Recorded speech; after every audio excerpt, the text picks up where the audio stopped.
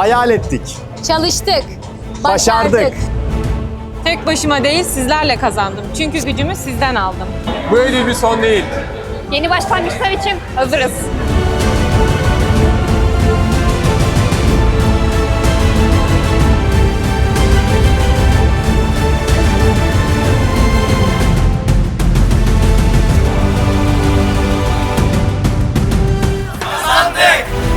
Teknofest bizim hayallerimize dokundu. Teknofest bana cesaret verdi. Teknofest'te öğrendik ki imkansız diye bir şey yok. Şimdi